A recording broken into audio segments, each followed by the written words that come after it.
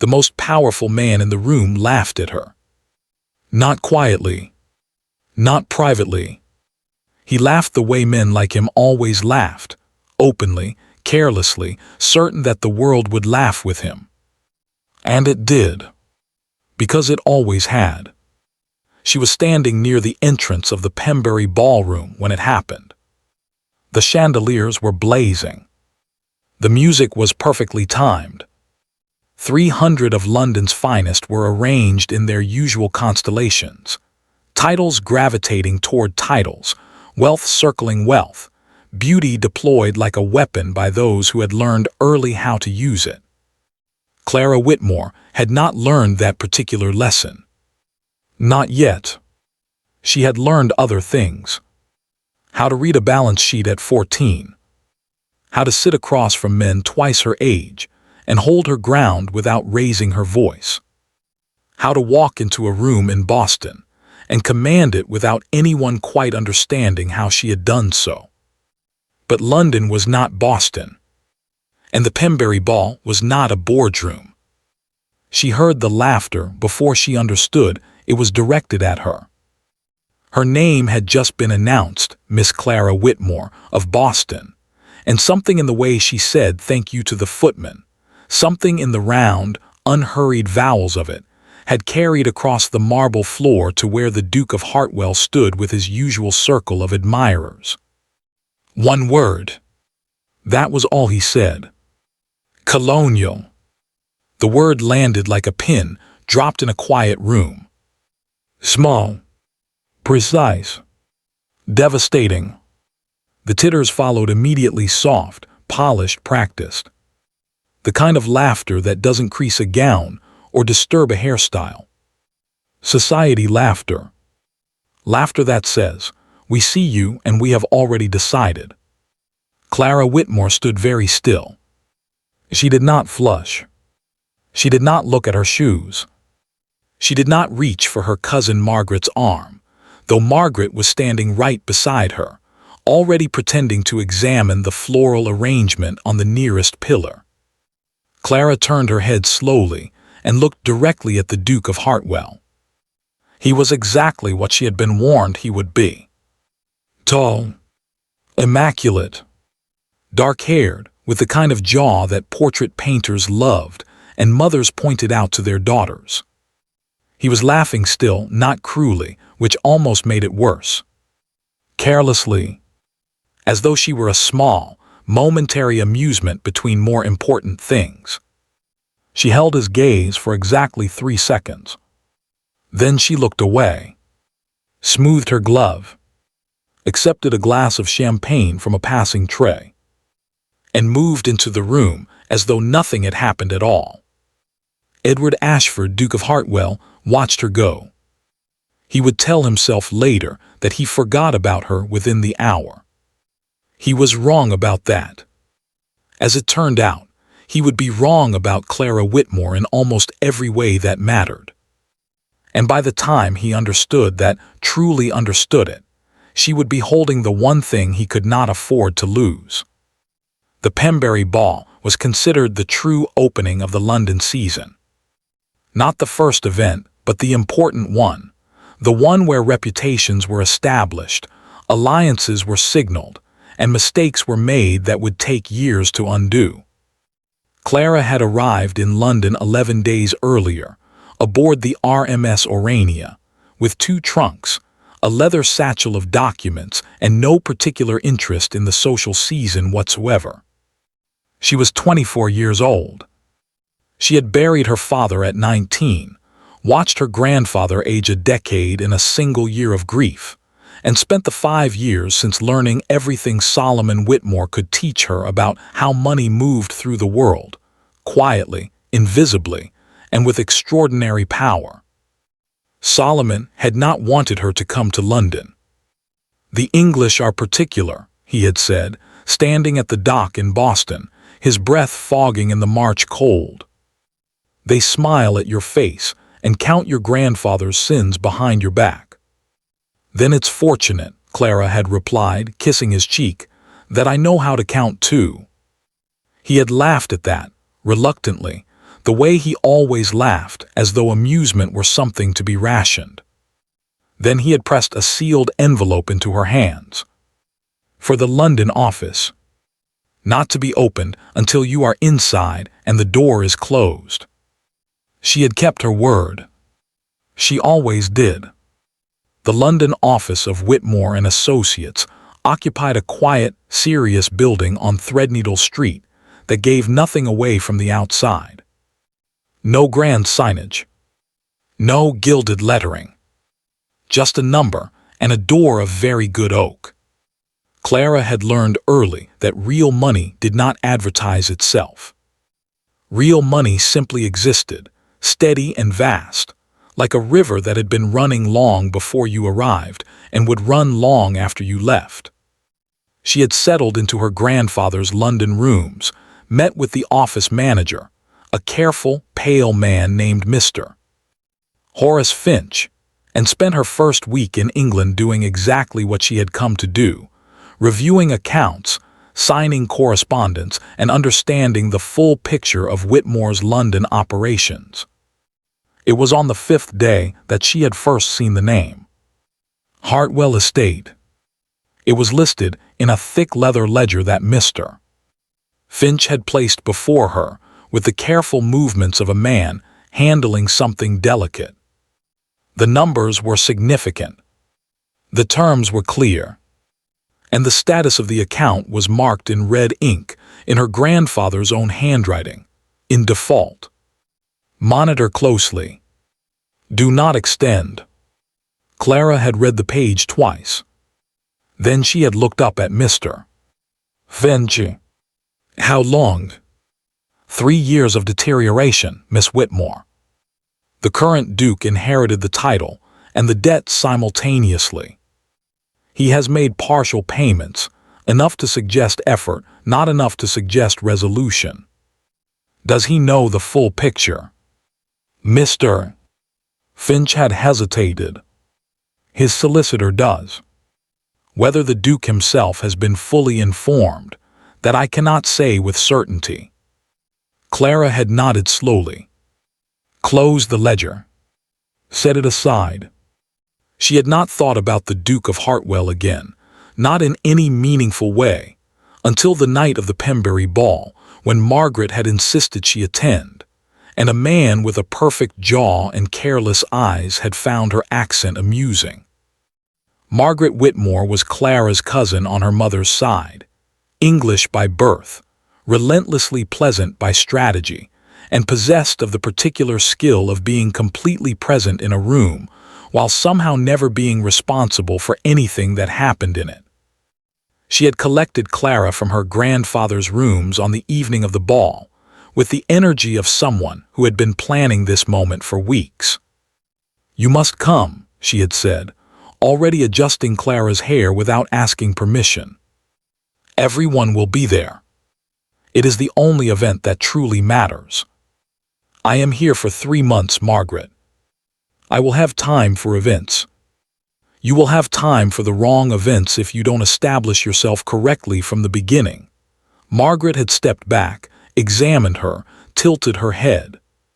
You look well. The dress is a little American. But well. Clara had let that pass. She had not dressed to impress London. She had dressed as she always dressed, cleanly, well, without apology. The gown was deep green silk, simply cut, without the excessive ornamentation that seemed to be fashionable this season. She wore her mother's pearl earrings, which were very good pearls, though nobody in London would know that on sight. She had walked into the Pembury ballroom beside her cousin and felt, for the first time, what her grandfather had meant on the dock. The English were particular. She felt it in the way eyes moved across her, assessing, cataloging, finding the unfamiliar and marking it. She was not plain. She was not poorly dressed. But she was not known. And in a room like this, being unknown was its own kind of flaw. She had accepted it, lifted her chin slightly, moved forward. And then her name had been announced, and she had thanked the footman naturally, warmly in her own voice, and the Duke of Hartwell had said his one word. Colonial. She did not speak of it to Margaret on the carriage ride home. Margaret did not bring it up either, which told Clara everything she needed to know about how Margaret had received it, with relief, possibly, that the attention had landed on Clara and not on her. Clara sat with her hands folded in her lap and watched the London streets pass outside the window and thought about the Hartwell ledger. The red ink. In default. The number £312,000, at last accounting. She thought about the man who had laughed. The ease of him. The absolute, unexamined certainty that the world was arranged correctly, that he was at its center, and that everything on its edges was there for his amusement. She thought about her grandfather's voice. They smile at your face and count your grandfather's sins behind your back. Then she thought, and I will smile at theirs and count everything else. She was not angry. That was the thing Margaret would not have understood if Clara had tried to explain it. The laugh had not wounded her. It had simply given her information. It had shown her exactly who Edward Ashford was, underneath the jaw and the title and the effortless London belonging.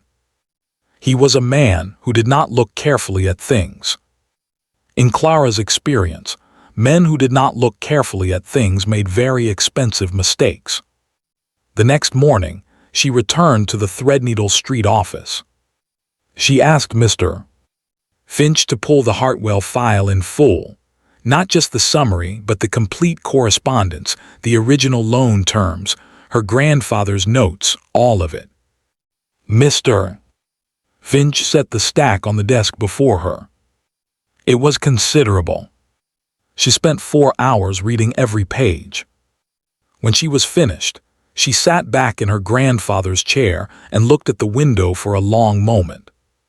The London sky was the particular gray of a city that had been gray for centuries and saw no reason to change.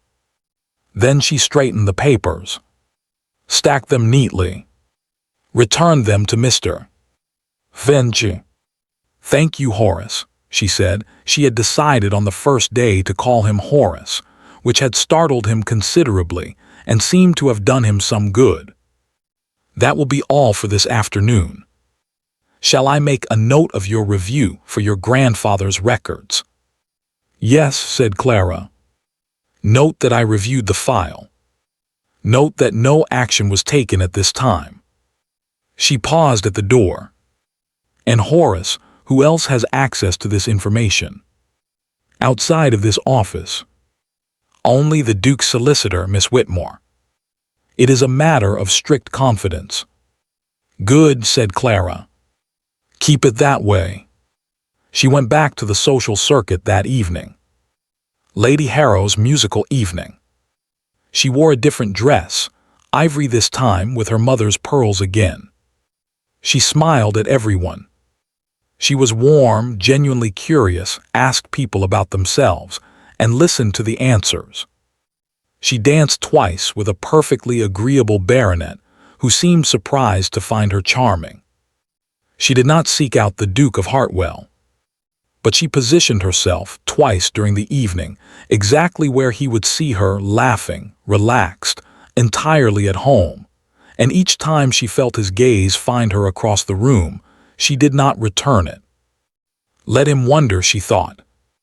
Let him wonder what, exactly, he had laughed at. Edward Ashford had not survived 3 years of quietly catastrophic debt by being stupid. He was many things proud, certainly. Careless with words, as the Pembury ball had demonstrated. Accustomed to a world that arranged itself around his convenience. But he was not stupid. And when something required his full attention, he was capable of a focus that surprised people who had mistaken his ease for laziness. Clara Whitmore had his full attention. He told himself in the beginning that it was purely practical. He needed a wealthy wife before the end of the season. That was the simple, brutal truth of it, a truth he had been avoiding for 2 years, repackaging in softer language, calling it securing the estate's future or fulfilling his responsibilities to the Hartwell name. But at 3 in the morning, when the house was quiet and the ledgers were open on his desk, he knew what it actually was. He was running out of time. His solicitor, Mr. Gerald Prout, had been delivering the same message with increasing urgency for 18 months. The Whitmore Bank, a private institution, Boston-based, with a London office that operated like a sealed room, telling nothing to anyone, held the majority of the Hartwell debt. It had been accumulated across 2 generations. His father's grand renovations, his grandfather's political ambitions, the kind of spending that looks like prosperity from the outside, and is revealed as ruin only after the men responsible for it are safely dead. Edward had inherited the title at 28. He had inherited the debt at the same moment, though it had taken Prout 6 months to present it to him in its full dimensions. He remembered that morning with perfect clarity. Prout's careful voice. The papers spread across the desk. The number £312,000, written in red ink in a hand he didn't recognize. "Whose handwriting is that?" he had asked. "The bank's principal, Your Grace." "A Mr. Solomon Whitmore. He reviews each account personally." Edward had looked at the number for a long time. Then he had said, "How long do I have?" And Prout had said, "If you are careful, 2 years, perhaps 3. After that, the bank has the right to call it in. And from everything I understand of Mr. Whitmore, he is not a sentimental man." That had been 3 years ago. Edward had been careful. He had made partial payments, enough to demonstrate good faith, not enough to make any real difference. He had sold 2 smaller properties. He had declined certain expenses. He had smiled at every event, danced with every suitable young woman, and searched, with the desperation of a man who cannot let desperation show, for a solution that would not destroy him. He needed money. He needed it in the form of a wife. And he needed it before Solomon Whitmore, whoever he was, decided that good faith was no longer sufficient. It was in this context that he began to notice Clara Whitmore. He had dismissed her at the Pembury ball. He recognized that now, not with guilt, exactly, but with the particular discomfort of a man who has made a careless move in a game that matters. He had seen an unfamiliar face, heard an unfamiliar voice, and reached for the easiest available response. It had been automatic, thoughtless. The way she had looked at him afterward was not automatic or thoughtless. It was the most deliberate thing he had seen in a long time. 3 seconds. Direct. Entirely without fear or pleading. And then she had simply moved on. As though he were a minor inconvenience she had already resolved. He had thought about those 3 seconds more than he would ever admit to anyone. He began to pay attention at subsequent events. Lady Harrow's musical evening. She had been there in ivory, laughing with a group near the windows. She had not looked for him. He had found himself looking for her. Lord Pembury's dinner. She had been seated at the far end of the table, engaged in what appeared to be a serious conversation with old Lord Ashworth about railway investments. Lord Ashworth, who spoke to almost no one under 50 with any genuine interest, had been leaning forward in his chair. The Cavendish afternoon reception. He had watched her navigate 3 separate conversations in the space of 20 minutes, moving between them with the ease of someone who was genuinely interested in people, not performing interest for effect. He knew the difference. He had spent his whole life in rooms full of people performing. He had asked, carefully and indirectly, about her circumstances. The answers were frustratingly vague. She was a Whitmore American branch. Her father had died some years ago. She was in London on family business of some kind. She was staying in private rooms, not with relations. She had no chaperone beyond her cousin Margaret, which was either scandalously independent or entirely proper, depending on who was characterizing it. As for her money, nobody seemed to know exactly. She spent carefully but not poorly. Her clothes were good without being excessive. She did not discuss finances, which in Edward's experience meant either that there were none, or that there were so many they didn't require discussion. He needed to know which. He chose Lady Fenton's garden party as his moment.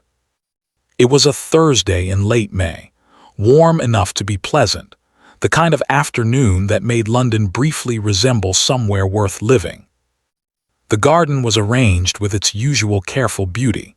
Roses in early bloom, white chairs, small tables with cold lemonade that nobody actually wanted but everyone accepted.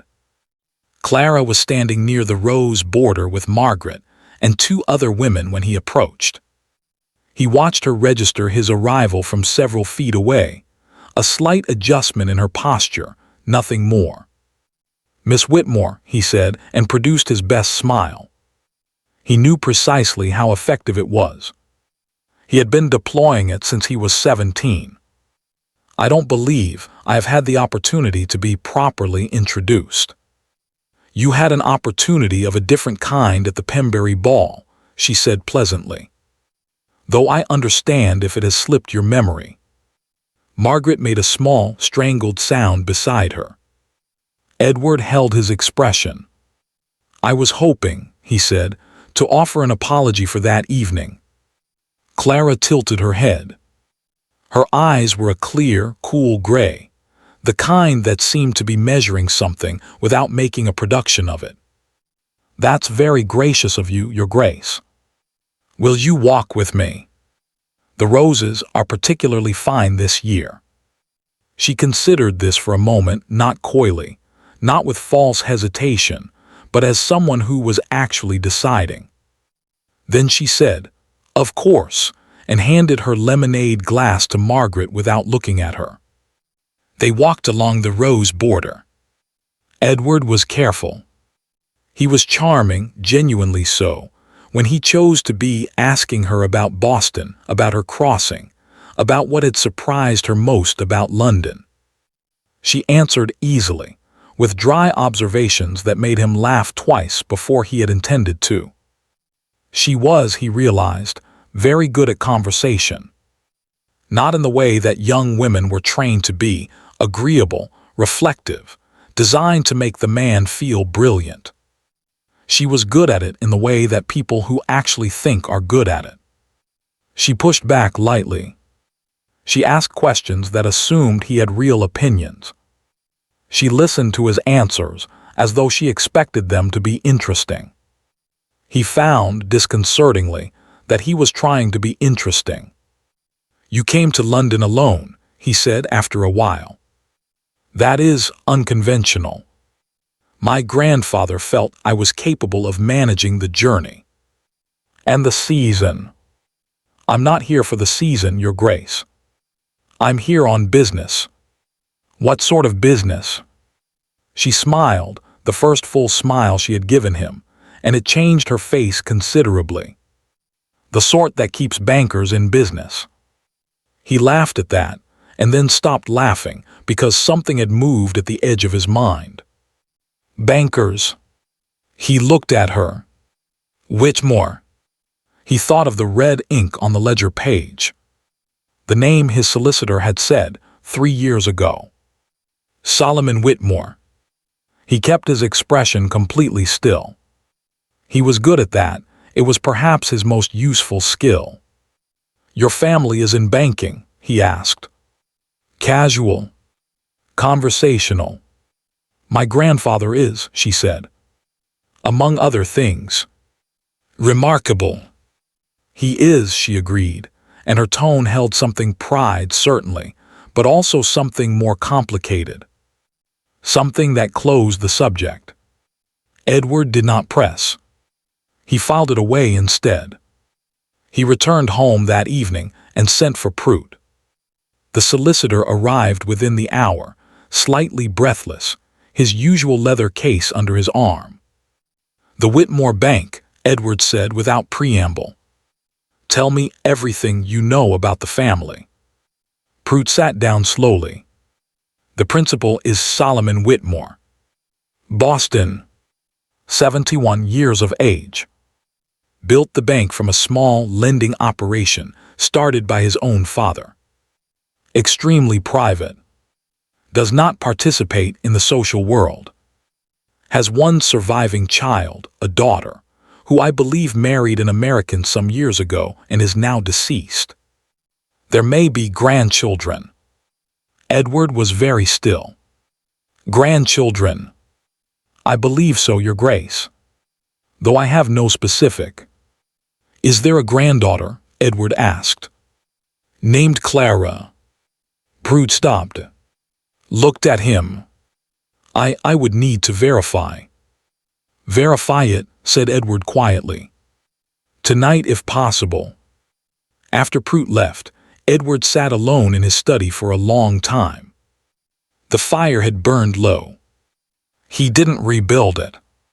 He sat in the cooling room and looked at nothing in particular and thought about a pair of gray eyes that measured without performing, and a smile that had changed a face, and 3 seconds of silence that had unsettled him at the Pembury ball. He thought about the red ink. In default. He thought about the word he had said, colonial, and how it had landed, and how she had absorbed it without flinching, without tears, without the wounded pride that would have made him feel powerful. She had looked at him for 3 seconds, and then she had moved on, as though she already knew something he didn't. Margaret came to Clara's rooms 2 days later, unannounced, which was her habit, arriving with the air of someone delivering urgent news they have been rehearsing since breakfast. "The Duke," she said, settling herself into the best chair without being invited, "has been asking about you." Clara was at the writing desk, reviewing correspondence. She did not look up immediately. "Has he?" Lady Fenton told Mrs. Cavendish, who told me directly. "He has been making inquiries." "About your family." "About your grandfather." Margaret paused for effect. "About money." Clara set down her pen, looked at her cousin with genuine interest. "And what has he learned?" "Nothing specific. Your grandfather's affairs are apparently very closed." Margaret said this with a slight tone of complaint, as though the privacy were personally inconvenient to her. "But Clara, the Duke of Hartwell, do you understand what that means? If he is interested." "He is interested in what my grandfather is worth," Clara said. "Not in me." "Does it matter? A duke is a—" "Margaret," Clara's voice was not sharp. It was simply final. "I know what a duke is." Margaret subsided. She smoothed her skirt. Then in a smaller voice, "He is very handsome." "Yes," said Clara. "He is." She picked up her pen again. But she did not immediately write anything. She was thinking about the garden party, about the moment she had mentioned bankers, the almost imperceptible shift in him. The stillness. She had seen it. She was quite sure he didn't know she had seen it. He was beginning to understand. Good. Let him understand slowly. Let him arrange it in his mind, the Whitmore name, the London office, the grandfather who did not appear in society but whose handwriting appeared on ledgers all over England. Let him arrive at the conclusion himself. Men like Edward Ashford trusted conclusions they reached on their own. It was one of the most expensive habits they had. The letter from Prout arrived on a Thursday morning. Edward was at breakfast when it came. He opened it before his coffee had cooled. It was brief. Prut was thorough but not verbose. The granddaughter's name is Clara Emmeline Whitmore. She arrived in London on the 14th of April, aboard the RMS Orania. She is understood to be managing the London affairs of Whitmore and Associates during her grandfather's absence. She holds, by my understanding, full authority to act on the bank's behalf in all matters during this period. All matters, Your Grace. I feel I should make that phrase very clear.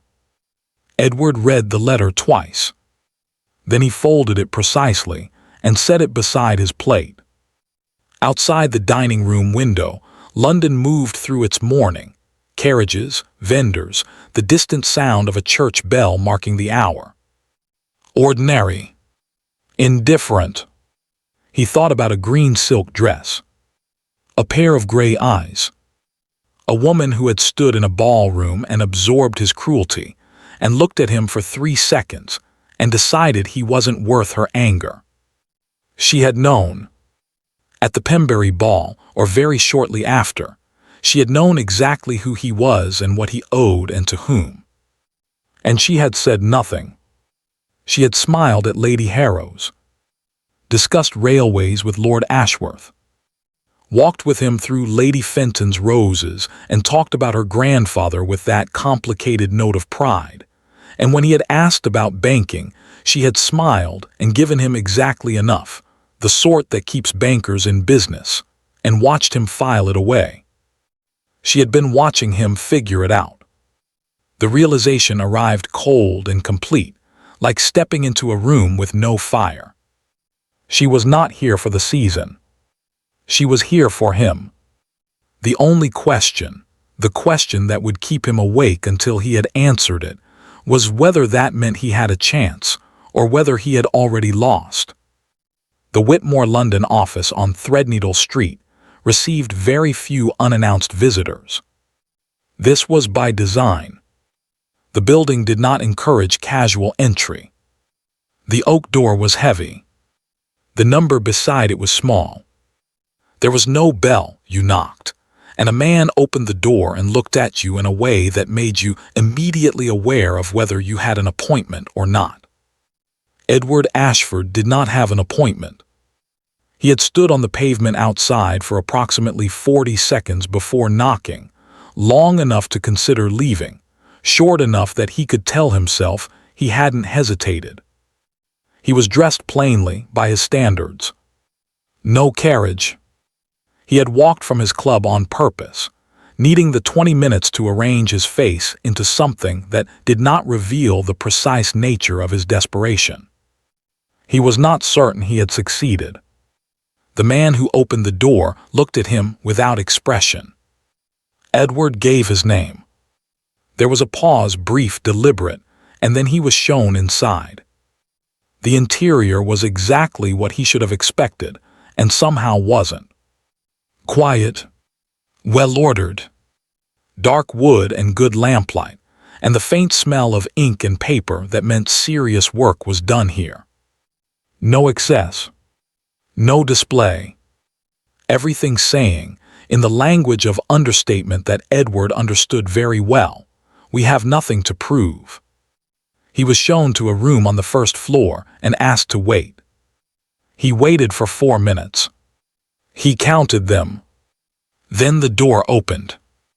He had prepared, on the walkover, for several possibilities. An elderly male clerk. A solicitor acting as intermediary. Some formal apparatus of the bank, designed to keep the actual power at a comfortable remove from the people who needed it. He had not prepared for Clara Whitmore, sitting behind a large mahogany desk with a file open before her and a pen in her hand, looking up at him with those gray eyes that measured everything and performed nothing. She did not stand. She did not appear surprised. She simply looked at him for a moment, the same quality of look she had given him at the Pembury ball, though now there was no ballroom around it, no music, No 300 witnesses. Just the two of them and the desk between them, and the file that he had no doubt contained his name. "Your Grace," she said. "Miss Whitmore." He did not sit. She had not invited him to, and he was finding in this room that he was disinclined to do anything she had not sanctioned. "I didn't know," he said. It came out more directly than he intended. "At the Pembury ball. I didn't know who you were." "I know," she said. "But you knew who I was." A pause. "I suspected. By the next morning I was certain." He absorbed this. "And you said nothing. You never asked the right question, Your Grace." He looked at her. She was perfectly composed, not cold, not triumphant. Simply present, in the way that people who are very sure of their ground are present. Occupying the room without effort. "What is the right question?" he asked. She closed the file. Folded her hands on top of it. "That depends entirely on why you came here today." Edward had rehearsed this too. On the walk. In his mind at 3 in the morning for the past 4 nights. He had rehearsed a version that was gracious. One that was direct. One that acknowledged the Pembury ball with sufficient contrition, and then moved efficiently to the practical matter at hand.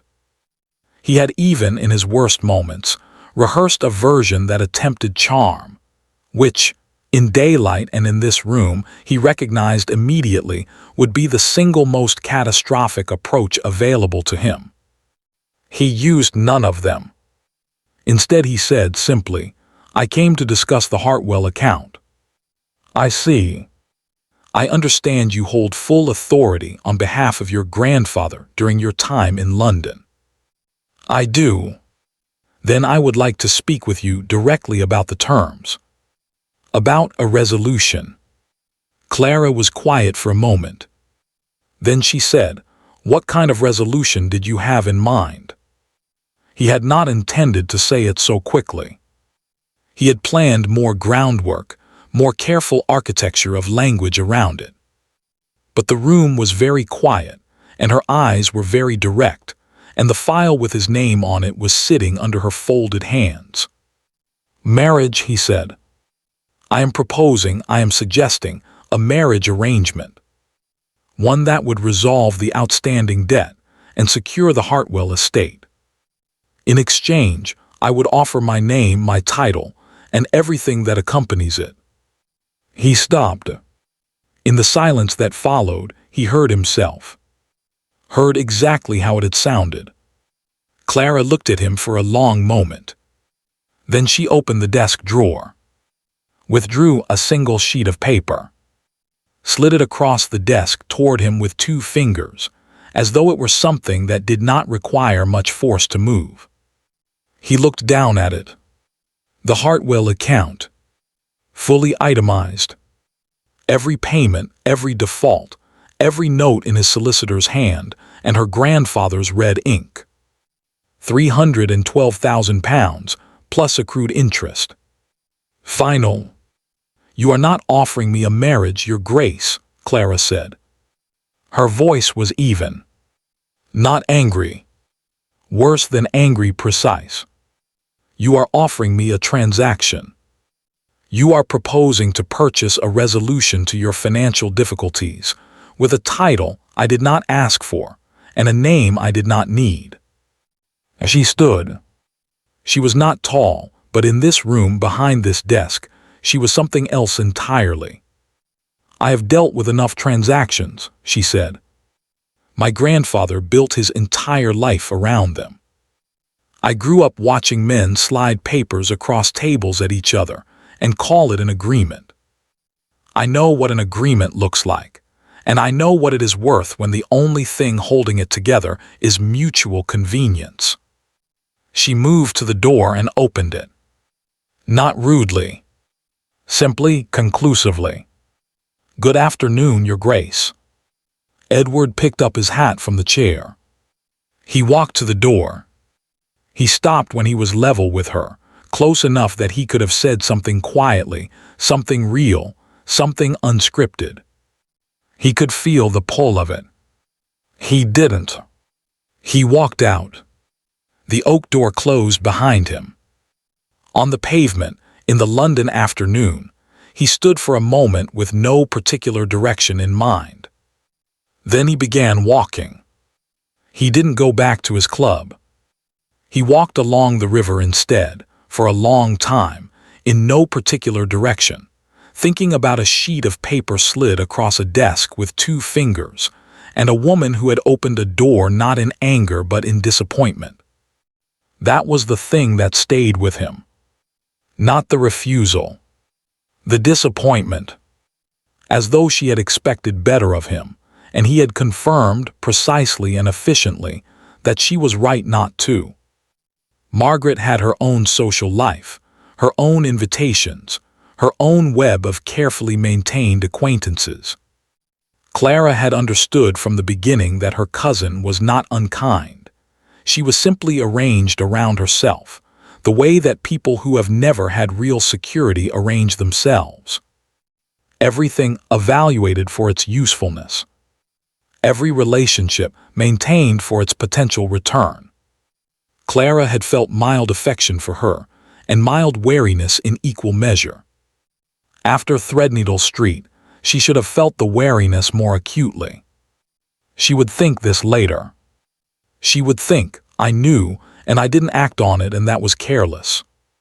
But she had been thinking about other things. She had been thinking about the expression on Edward Ashford's face when he heard himself say marriage in that room.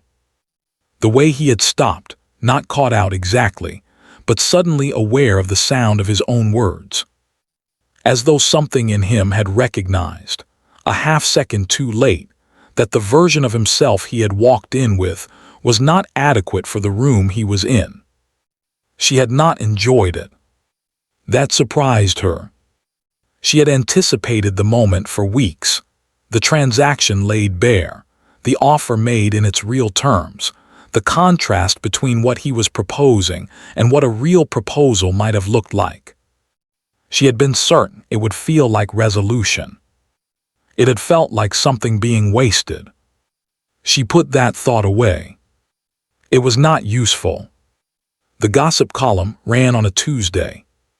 Clara was at breakfast when Margaret's note arrived, hurried, slightly smudged, the handwriting of someone who had written quickly and with feeling. You must prepare yourself. There is something in the Mayfair Register. I had nothing to do with it. Please believe me. Clara set the note down. Asked her housekeeper to bring her the Mayfair Register. It was a small column, 3rd page, the section that specialized in the kind of rumor that was technically unverifiable and practically indestructible. She read it once. Then she read it again. It has come to our attention that an American visitor currently enjoying London's social season may not be the independent traveler she presents herself as.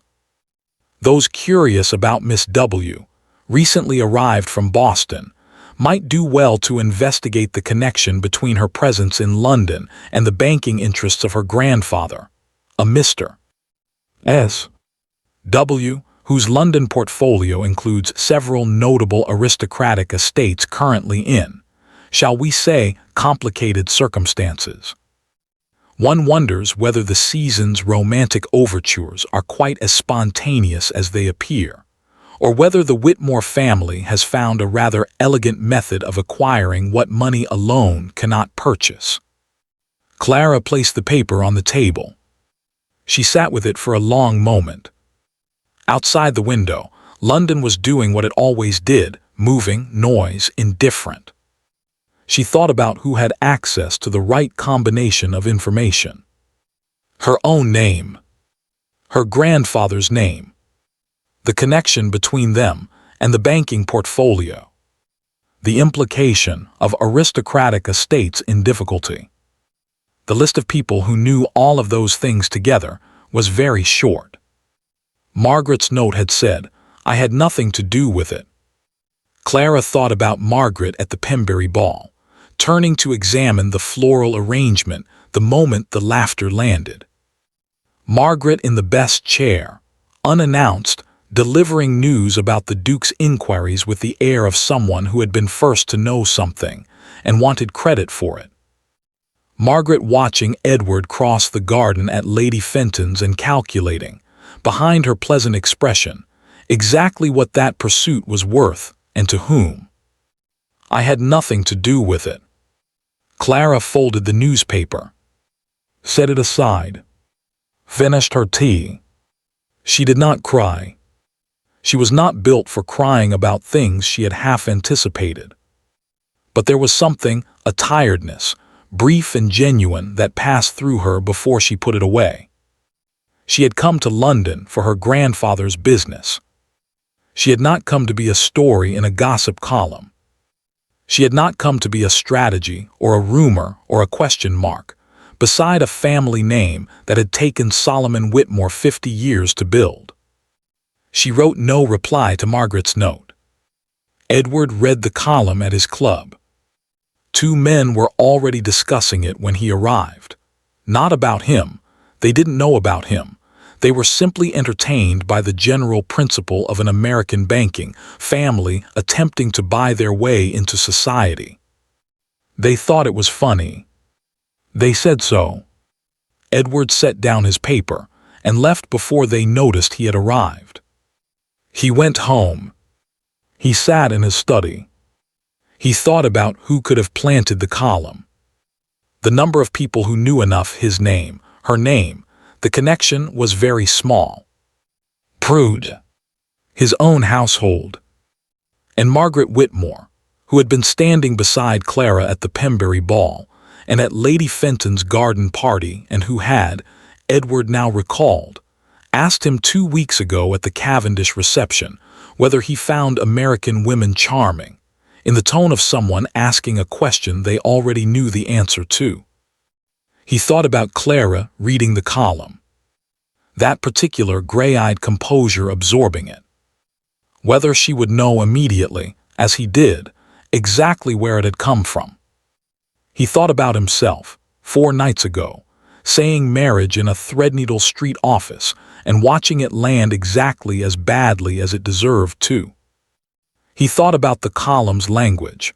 One wonders whether the romantic overtures are quite as spontaneous as they appear, and how it reduced everything to calculation and acquisition and cold strategy.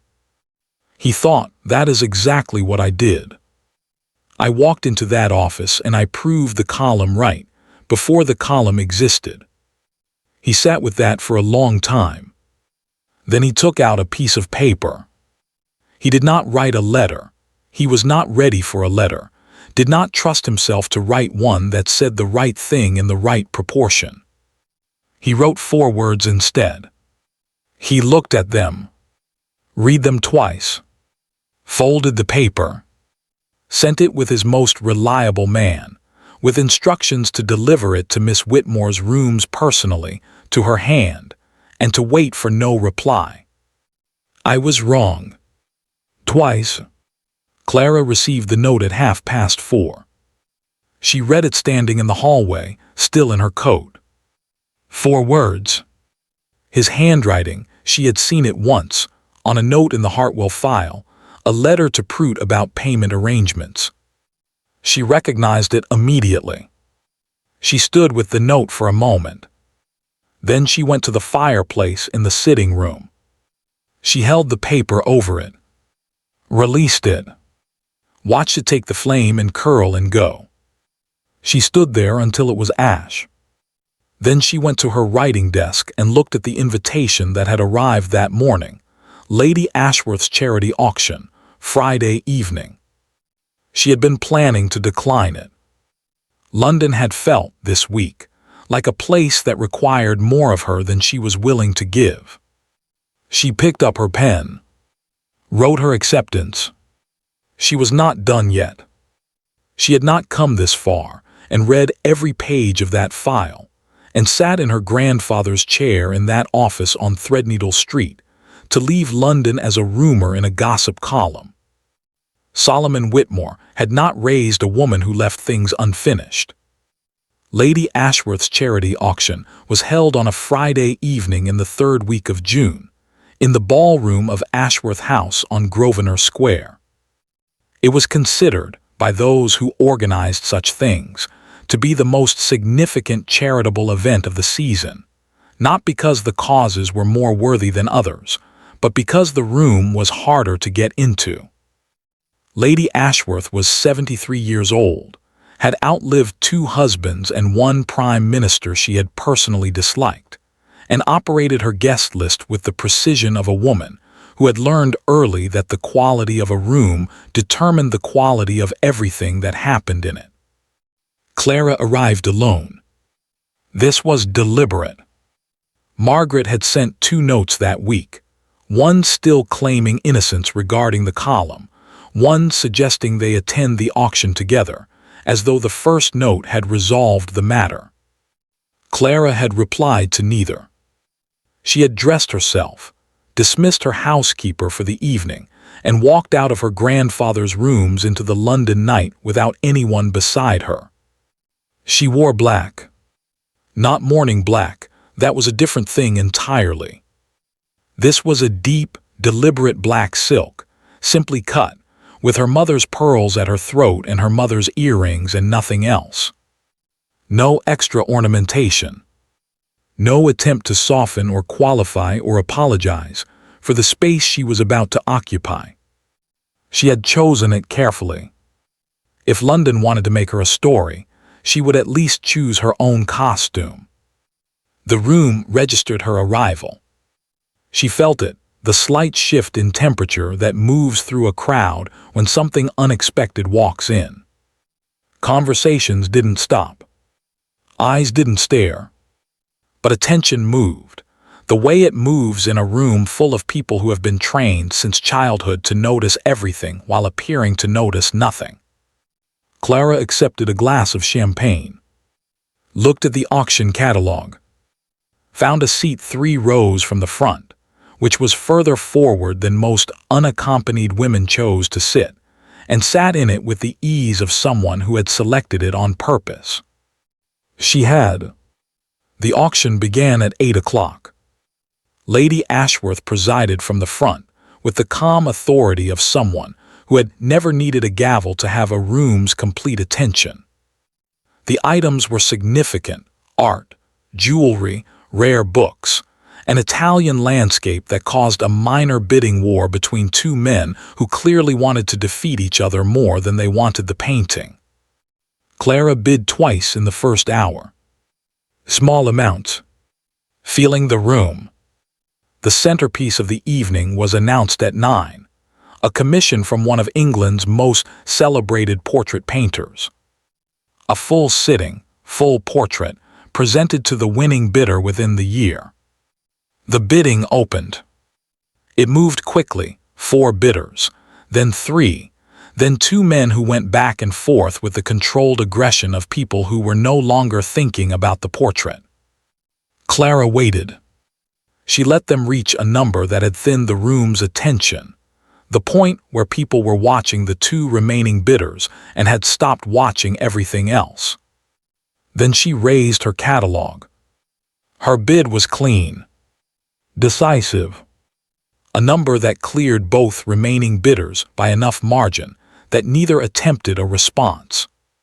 The room was quiet for exactly 1 second. Then Lady Ashworth said, with what sounded very much like satisfaction, "Sold."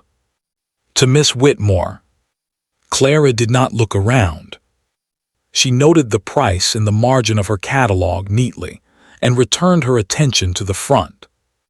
Behind her, she could feel the room recalibrating. She did not need to see it. She had spent enough time in rooms full of people doing sums to know the sound of arithmetic changing. Edward had been standing at the back. He had arrived late, later than was polite, earlier than he'd intended, which meant he had spent 40 minutes at home changing his mind about whether to come at all. He had resolved it finally not with logic, but with the simple acknowledgement that the alternative was sitting in his study feeling worse than he already did, which was considerable. He had seen her the moment he entered. Black silk, her mother's pearls, sitting 3 rows from the front with her catalog and her champagne and her complete, infuriating composure. He had watched her bid. He had watched the room recalibrate around her, the shift in posture, the reconsideration in people's eyes, the particular social alchemy that happened when someone did something unexpected with such complete lack of ceremony that the room had no choice but to absorb it as fact. She had not looked around afterward. He thought she didn't do it for the room. He was not entirely sure he was right about that. But he thought it anyway. He found her during the interval, near the window at the far end of the room. She was looking out at Grosvenor Square, the dark trees, the lamplight, the movement of carriages below. She had her champagne. She heard him approach and did not turn immediately, which he had come to understand was not rudeness but something else. A choice about timing. Miss Whitmore. She turned, looked at him. Something moved across her face, brief, unreadable, and then she was composed again. Your Grace. He had prepared nothing. This was a departure from his usual practice, and he felt the absence of preparation acutely. But he had learned, in the past several weeks, that prepared things landed badly in her presence. She had a way of seeing around the architecture of a statement to the intention underneath it, and if the intention underneath it was insufficient, the architecture only made it worse. I know it was Margaret, he said. A pause. Do you? The column. I know it was her. I knew within an hour of reading it. Clara looked at him steadily. And what did you do with that knowledge? The question landed exactly where it was aimed. He held it. Nothing, he said. For 3 days, nothing. I told myself it wasn't my matter to correct. That it was between you and your cousin. That inserting myself would appear, he stopped. Self-serving, she supplied. Yes. And was it? Self-serving. Partly, he said. Because she would see through anything less than that. And partly, I wasn't certain I had the right. After Threadneedle Street. After what I said and how I said it. Clara was quiet. Outside, a carriage moved through the square. You had the right, she said finally. Not because of me. Because it was true, and you knew it was true, and saying nothing made it false by omission. He looked at her. I know. Knowing and doing are different things.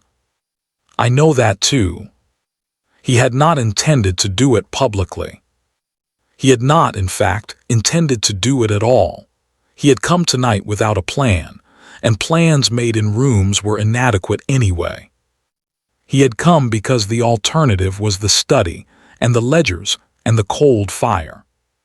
But he was standing in Lady Ashworth's ballroom, and the interval was ending, and people were returning to their seats, and he looked at Clara Whitmore in her black silk with her mother's pearls, and thought about the column and Margaret's calculated hand in it, and 3 years of debt, and 1 word at the Pembury ball, and a sheet of paper slid across a mahogany desk with 2 fingers, and something resolved in him with the quiet finality of a door closing.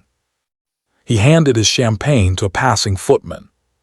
He walked to the front of the room. Lady Ashworth, returning to her position, noticed him immediately. She was not a woman who missed things. She raised 1 silver eyebrow at him, a question.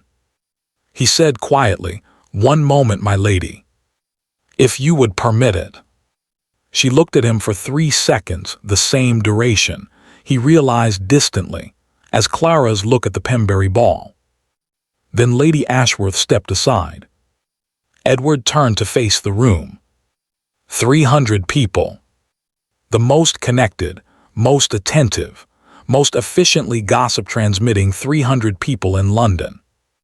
Every word he said in the next 60 seconds would be reproduced, exactly, in 12 different drawing rooms by tomorrow morning. Good. He needed witnesses. He did not make a speech. He was not a man for speeches. He knew his own strengths, and a prepared, emotional address to a ballroom was not among them. He simply spoke. "I want to correct something," he said. His voice was even. Carrying. A column appeared in the Mayfair Register this week concerning Miss Clara Whitmore of Boston. It was inaccurate. It was planted by someone with access to partial information and a particular interest in its effect. I know the source, and I am content to name her if pressed. A silence fell over the room that was almost physical. Miss Whitmore came to London on legitimate family business. She has conducted herself throughout this season with considerably more integrity than some of the people who have presumed to comment on her character. He paused. Myself included at the beginning. He did not look at Clara. He had looked at her enough. This was not for her, she didn't need it. She had walked into this room alone in black silk and bought the most coveted item of the evening without requiring anyone's permission. This was for the room. For the 12 drawing rooms. For the record. "That is all," he said. "Thank you, Lady Ashworth." He stepped back. Lady Ashworth regarded him for a moment with an expression that contained, he thought, something that might have been approval, wrapped in several layers of aristocratic discretion. "Quite," she said, and returned to her auction. The room did not erupt. It was too well-bred for eruption. But it moved, a collective exhale, a turning of heads, the rapid low murmur of people who have just received significant information and are already transmitting it. Edward made his way back to the window. Clara was still there. She was looking at him with an expression he hadn't seen before. Not composed, not the careful evenness she deployed like armor. Something underneath it, briefly visible. Something that looked, if he was reading it correctly, like the effort of not being moved. He stood beside her. They both looked out the window at the square. "You didn't have to do that," she said. "I know. It will cause you difficulties. People will assume." "Let them," he said. "I have been letting people assume things that suited me for a long time. The difficulty makes a reasonable change." "You named Margaret," Clara said. "Or offered to." "Yes. She is my cousin." "She is," he said. "I'm sorry for that part." Clara looked out the window. "Don't be." She made her choice, a beat. We all did. He walked her home. She had not asked him to. He had not announced he would. They had simply left Lady Ashworth's at the same time, and the night was warm, and when he fell into step beside her, she did not object. They walked through Grosvenor Square and down toward Mayfair without speaking for a full 2 minutes. It was not uncomfortable. It was the kind of silence that exists between people who have said enough difficult things to each other, that quiet has become its own form of communication. "My mother was English," Clara said eventually. He looked at her. "Her family disowned her when she married my father. He was American. Not titled, not landed. He had made his own money, which her family found worse than having none. She came with him to Boston and she never came back." A pause. "She died when I was 11. She never reconciled with her family. She never stopped being sad about England, I think. Even when she was happy." Edward was quiet. Listening. "My grandfather blamed himself. He had introduced them. He always said that if he had been more careful, but she loved my father. It wasn't carelessness. Clara's voice was even, but something moved through it. She used to tell me about the house where she grew up. The garden. A library with a window that looked over the downs. She described it so often I felt I knew it. What was the house called? Clara looked at him. Whitmore Hall. Her family's name before she was her family's name. They sold it after she left, after it became clear she wasn't coming back. I don't know who bought it. Edward stopped walking. She went 2 steps further before she registered that he had stopped. She turned. He was standing on the pavement looking at her with an expression she had not seen on him before. Not the social ease, not the careful control, not the shame of Threadneedle Street or the resolve of Lady Ashworth's ballroom. Something stripped. Something that did not know what to do with itself. "What is it?" she said. He looked at her for a long moment. "I need to show you something," he said. "Not tonight. Tomorrow. Can you come to Hartwell House tomorrow morning?" "Why?" "Please," he said. It was the first time he had said that word to her. She felt it land differently than everything else. 10 o'clock, she said. She arrived at Hartwell House at 10 o'clock precisely. He was waiting in the entrance hall, not arranged behind a desk, not positioned for advantage. Simply standing, with a document in his hand and an expression that reminded her, disconcertingly, of her grandfather on the dock in Boston. As though he were about to give her something he had been holding for a long time. He brought her into the study, gestured to the chair across from his desk, sat down himself. He placed the document on the desk between them. She looked at it. It was a property deed, dated 2 years prior. The estate listed was in Wiltshire.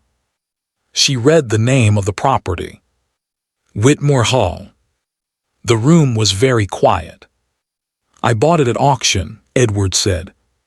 His voice was careful. 2 years ago. The estate had been on the market for some time.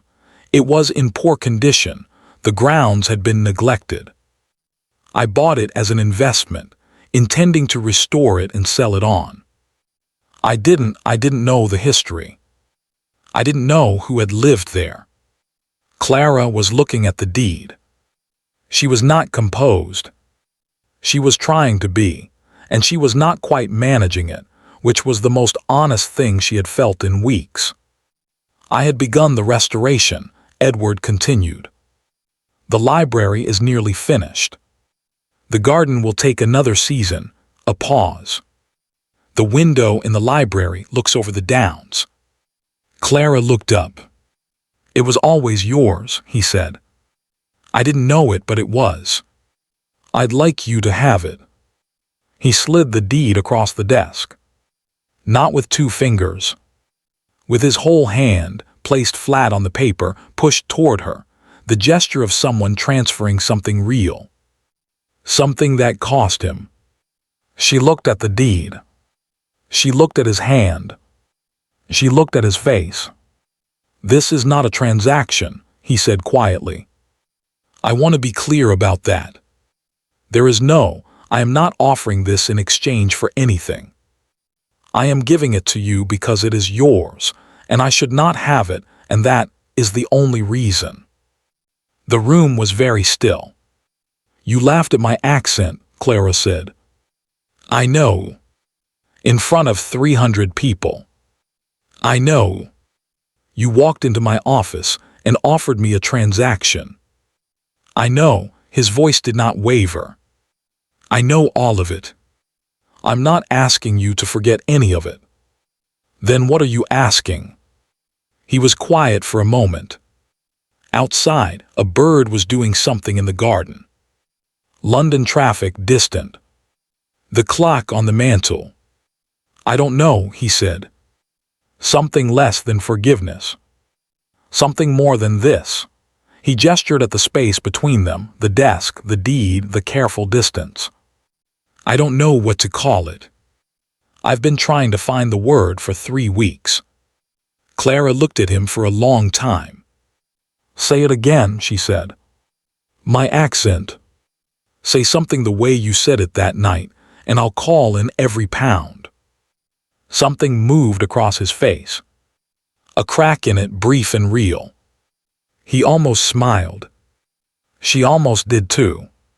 She picked up the deed, folded it carefully, put it in her coat pocket beside her heart, where her mother's letters used to live when she traveled. As she stood, I will need to write to my grandfather, she said. He will want to know about the house.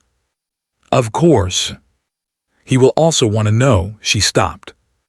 Looked at Edward with those gray eyes that had been measuring him since the Pembury ball, since before she knew him, since she had first seen his name in red ink, and decided that London was worth the crossing after all.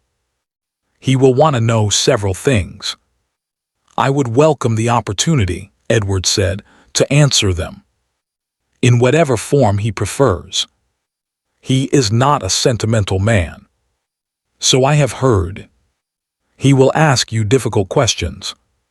I expect so. And you will answer them honestly. All of them. Yes, Edward said. And then, because it was true and she would see through anything less, I will try. Clara nodded slowly. She walked to the door. She stopped with her hand on the frame, the same position he had occupied at Threadneedle Street 2 weeks and a lifetime ago. She did not turn around. The library window, she said. The one that looks over the downs. Yes. My mother said the light in the afternoon was extraordinary. It is, Edward said quietly. I've been working in there most evenings. The light lasts until nearly 9 o'clock this time of year. Clara's hand tightened briefly on the door frame. Then she walked out. 1 season later. The wedding was held in September at Whitmore Hall. Clara's choice on every particular. The month, the location, the size, which was small, by the standards of a duke's wedding, and large by the standards of anything Clara had previously imagined for herself. 40 guests. The Wiltshire garden, which had recovered beautifully over the summer under the attention of 3 very determined groundskeepers, and 1 extremely opinionated head gardener named Mr. Potts, who had opinions about roses that he shared whether or not they had been solicited. The library window opened to let in the afternoon light, which was, as advertised, extraordinary. Clara had spent the summer at Whitmore Hall. This had not been, initially, the plan. The plan had been London through July, Boston in August, a return in autumn for the ceremony. Sensible. Organized. The kind of plan that made sense on paper and dissolved on contact with reality. The reality was a library with afternoon light that lasted until 9 o'clock. A garden that needed her attention, or at least welcomed it. A window seat wide enough to work from, with a view of the downs that her mother had described so precisely that Clara sometimes felt, sitting there with her correspondence, that she was inhabiting a story she had been told before she was old enough to understand it. The reality was also Edward, who had taken to appearing in the library doorway in the early evenings with 2 cups of tea, and the expression of a man who was not entirely certain of his welcome, but had decided to risk it anyway. She had let him in. Eventually, she had stopped waiting for him to knock. They had argued 3 times over the summer. Properly argued, about the estate management, about a decision he had made regarding the tenant farms without consulting her, about a letter from Prout that she had read over his shoulder and had thoughts about. Each argument had been uncomfortable and productive, and had ended not with one of them capitulating but with something better. A position neither had held at the beginning, arrived at together. She had not expected to find that satisfying. She found it extremely satisfying. She did not tell him this immediately. She was still Clara Whitmore. Some things required time. Solomon Whitmore arrived from Boston on a Thursday, 4 days before the ceremony. He was 71 years old, built like a man who had spent his life making unmovable decisions, and he walked into Hartwell House with the air of someone conducting a final inspection of a property he was considering acquiring. He looked at the entrance hall, the proportions, the condition of the plasterwork, the quality of the light, with the same expression he used when reviewing a balance sheet. Noting what was there. Noting what was missing. Forming conclusions he would not share until he was ready. He shook Edward's hand for exactly 3 seconds. Said nothing. Then asked to see the accounts. Edward had the accounts ready. He had been ready for 2 months. He had also, on Clara's quiet advice, reorganized them in a format that would make the full picture immediately legible to someone who had been reading financial documents for 50 years. This had taken Prout 3 days and caused him considerable professional anxiety, which Edward had managed with patience that Clara noted and did not comment on. Solomon spent 4 hours with the accounts. He asked 17 questions. Edward answered all 17 honestly, including the 3 that were genuinely uncomfortable, concerning decisions made in the first year of his dukedom that he would not make now, which he said plainly without dressing them in better language. Solomon listened to each answer without expression. He did not make notes. He did not need to. At the end of the 4th hour, Solomon closed the ledger. He sat back in his chair and looked at Edward across the desk for a long moment, the particular look that Clara knew well, the one that saw past the surface of a thing to its actual composition. "You know," he said, "I have been in this business for 50 years. I have sat across from a great many men who owed me a great many things." "I am aware," Edward said. "Most of them," Solomon said, "spent the first hour trying to convince me they were something other than what they were. The second hour realizing it wasn't working. The third hour becoming resentful about that." A silence. "You didn't do that," Solomon said. It was not quite a compliment. It was more like a notation. A fact entered into evidence. "I appreciate efficiency." He stood, extended his hand again. This time he held it for 5 seconds. It was, in Solomon Whitmore's personal vocabulary of gesture, the equivalent of a standing ovation. That evening, Solomon asked to see the library. Clara showed him. She stood in the doorway while he walked the room slowly. The shelves, the restored plasterwork, the desk she had claimed as her own over the summer without anyone formally assigning it to her. He ran one hand along the windowsill. Looked out at the Wiltshire dark. "Your mother loved this room," he said. He did not turn around. "I know," Clara said. "She described it to me many times." "She described it to me too." A pause. "After she left. She would write to me, not to her family, they had made their position clear, but to me. She wrote about this room. About the light." Clara was quiet. "I should have done more," Solomon said. "To reconcile them. I told myself it was their choice to make, that I had no right to interfere. That was not cowardice exactly. But it was not courage either." He turned from the window. Looked at his granddaughter in the doorway. "She would have been glad," he said, "to know you were here." Clara nodded. She did not trust herself to speak for a moment. Then she would have had opinions about the roses. God, yes, Solomon said, with something that was almost a smile. Emphatic ones. They stood in the library together for a while, in the particular comfortable silence of two people who have always understood each other and have stopped needing to say so. The debt was restructured on the morning of the wedding. Clara had arranged it herself, over 3 weeks of correspondence with Mr. Finch at the Threadneedle Street office and 2 long letters to her grandfather that had been, she knew, the real negotiation, not about numbers, but about what the numbers meant and what she intended and what she was asking him to trust. Solomon had approved the terms in writing in his own hand, in the same red ink. Not erased, restructured.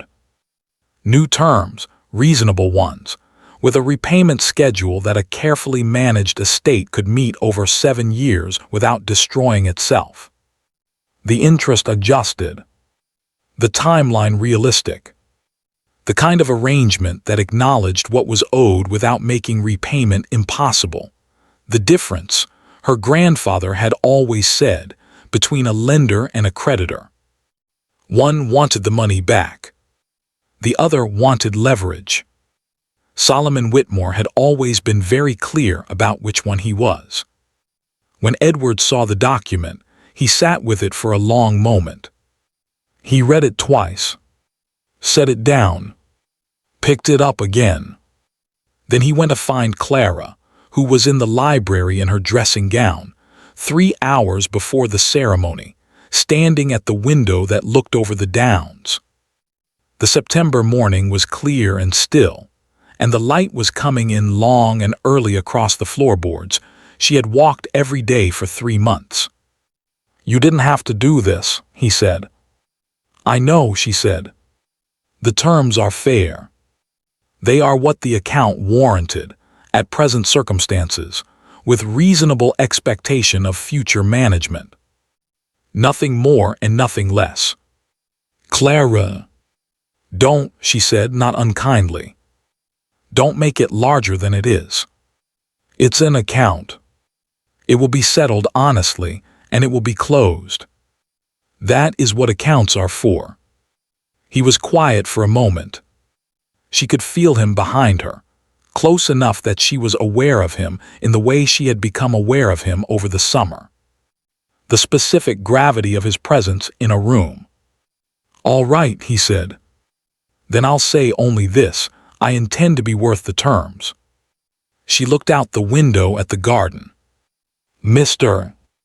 Potts had done extraordinary things with the roses. Her mother would have been, as Solomon had said, emphatic. "I know you do," she said. "That's why the terms are what they are." He stood beside her at the window. Neither of them spoke for a while. The September light was coming in gold and unhurried, and the grounds were waking up below them, birds, the distant sound of the kitchen, a cart moving along the lane. "What is it like?" he said, seeing it for the first time. She had been thinking about this since the moment she had arrived in May. She had thought she would feel like a visitor. She had expected the house to feel like someone else's story, narrated to her from the outside, never quite hers to inhabit. It had not felt that way. Not once. She was right, Clara said. About the light. He looked at her profile. She was watching the garden with the expression he had catalogued over 3 months, the one she wore when something had arrived that she hadn't allocated space for. Something real. He had learned not to remark on it when it appeared. She was still Clara Whitmore. Some doors she opened herself, in her own time or not at all. "She would have liked you," Clara said. "My mother." "On what grounds?" "She had terrible taste in stubborn men." A pause, the considered pause she used when the next thing mattered. "She also had very good taste in stubborn men." It amounted to the same thing in the end. Edward was quiet. "Then, and you? What is your taste?" Clara turned from the window and looked at him. The full look, gray eyes, measuring, honest, not performing anything, not softening anything, not asking permission for what she actually thought. Apparently, she said, similar. She held his gaze for exactly 3 seconds. Then she went to get dressed.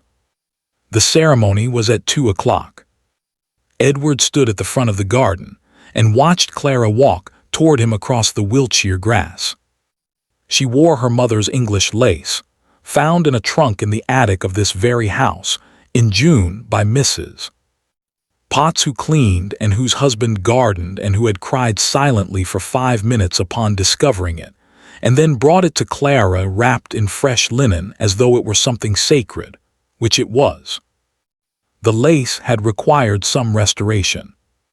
Clara had sat with it herself, 2 evenings a week through July and August, with a needle and her mother's patience, which she had inherited along with the gray eyes and the capacity for silence and the particular stubbornness that Solomon called efficiency, and her father had called the best and most maddening thing about the Whitmore women. She had finished it the week before the wedding, pressed it herself, hung it in the window of the room that had been her mother's childhood bedroom, which Clara now slept in, so that the September light could move across it one more time before she wore it. Solomon walked beside her across the garden. Not giving her away, she had been specific about that, and he had not argued, because he understood that she was not a thing to be given and never had been. Simply walking beside her because she had asked him to, because he was the person she most wanted beside her for the first part, before she walked the last few steps alone. He walked well for 71. He always had. At the edge of the rose border where the path narrowed, she touched his arm briefly. He covered her hand with his for a moment, one moment, no more, and then she walked the last few steps alone. She reached Edward and looked at him. He looked at her.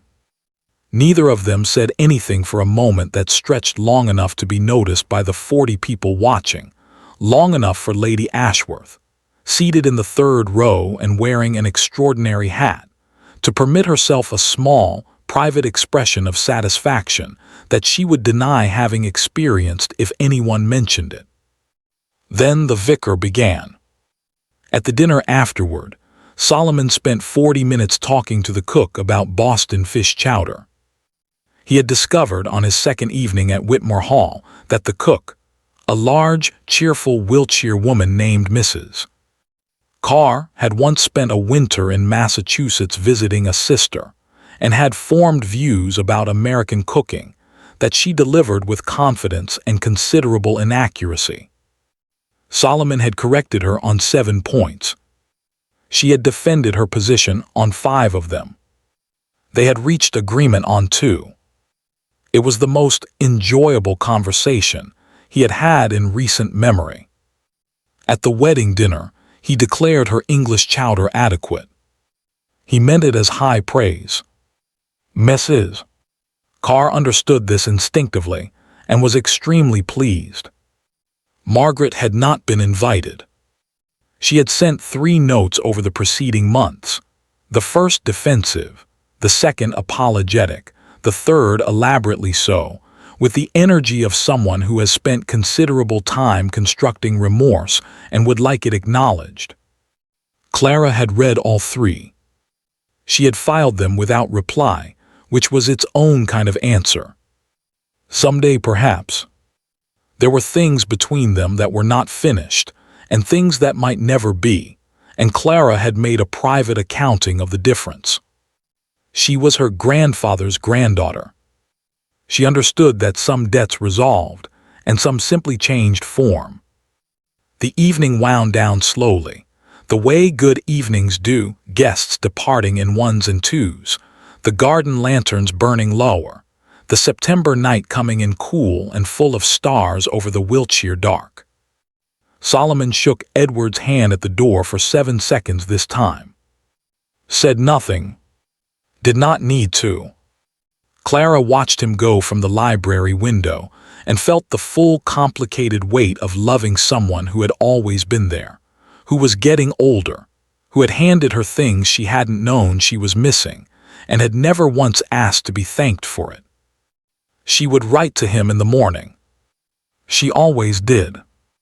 At the end of the evening, when the last guests had gone, and the garden was lit only by the lanterns strung between the trees and the extraordinary Wiltshire stars, Clara and Edward stood at the library window. The room was exactly as it had been that morning, and in May when she arrived, and in all the years before she existed when her mother had sat in this same light and learned the shape of a world that would later refuse to keep her. It was hers now. Properly, legally, undeniably. The deed was in the desk drawer in her grandfather's handwriting, transferred cleanly and without condition on the morning she arrived in May. It had taken her a week to stop feeling like a trespasser, and another week to understand that feeling like a trespasser and belonging somewhere were not mutually exclusive. Home, her mother had once written to Solomon, is not where you start. It is where you stop being afraid to stay. Clara had stopped being afraid to stay sometime in June. She had not marked the exact moment. It had not announced itself. Edward said something quietly in her ear. She laughed. Loud. Real. Unguarded. The full laugh, the one with no interest in what a London ballroom considered appropriate, the one that had been in her all season like a river kept behind glass, deployed only in safe rooms with safe people, rationed against the specific gravity of a world that had decided, before she opened her mouth, what her voice was worth. It rang out across the quiet garden. It went up into the Wiltshire night and dissolved into the dark between the stars. There was no one left to comment. And if there had been, well, she had her grandfather's ledgers. She knew how to count. She had always known how to count. And she had decided, some time ago, on a night when she stood at a fireplace and held a forward note over the flame and watched it burn while deciding whether or not to leave London. She had decided that this particular, improbable, maddening, extraordinary thing was worth more than she had originally budgeted for. Considerably more. She was, after all, her grandfather's granddaughter. And Solomon Whitmore had not built 50 years of success by undervaluing good assets. Thank you for staying with this story all the way to the end, and for helping this channel pass 2,000 subscribers. That support genuinely makes a difference. I'd love to know where you're watching from. Write your city in the comments. I read them all and they mean more than you think. If you enjoyed the story, don't forget to leave a like and subscribe so you don't miss the next one. Your support helps keep these stories coming and getting better with each upload. Reaching this milestone has been incredibly motivating. Honestly, you've made me very happy. Seeing your comments, your engagement, and your support gives this channel its energy and direction. Thank you for being part of it and for helping it grow. There are many more stories on the way, each one crafted with more care and detail than the last. Your presence here is what makes it all worth doing, and I'm looking forward to sharing the next story with you very soon.